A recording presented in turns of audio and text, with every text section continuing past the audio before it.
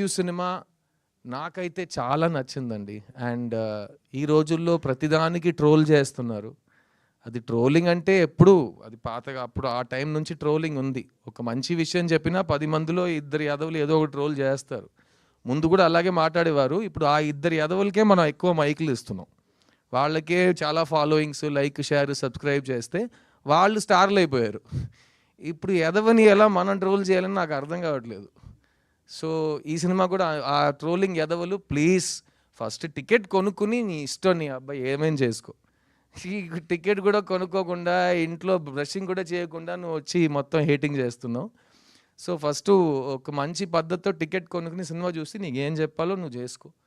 ఈ జానర్లో నీలాంటి negative spread చేసే వాళ్ళకి చాలా తక్కువ పని. ఎందుకంటే లవ్ ఉన్నంత వరకు హేట్ సరిపోదు, ఓడిపోతుంది, ఓడిపోతూనే ఉంటుంది. ఈ సినిమాలో లవ్ ఉంది, ఈ సినిమాలో మీ సిద్ధు ఉన్నాడు. కానీ ముఖ్యంగా ఈ సినిమాలో ఒక మంచి కథ.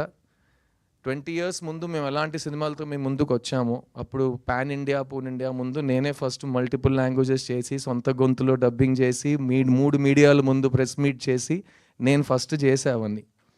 సో అలాంటివి ఇప్పుడు ఇది పాన్ ఇండియా సినిమా కాదు, ఇది తమిళ్ తెలుగులో వచ్చిన సినిమా. ఇంకా 2 years వెయిట్ చేయండి.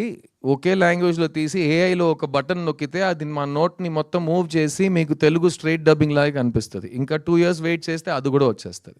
ఇంకా 10 years వెయిట్ చేస్తే మేము ఇంట్లో కూర్చోవచ్చు, హాలోగ్రామ్ పెట్టుకుని సినిమా తీసేస్తారు. సో అంతకుముందు మంచి సినిమాలు ఎంత వస్తాయో మనం చేసేస్తాం. ఈ మిస్ యూ సినిమా ఒక తమిళ్ తెలుగు ఫిలిం మన నేటివిటీకి తగ్గట్టుగా ఇప్పుడు ఉన్న యూత్కి.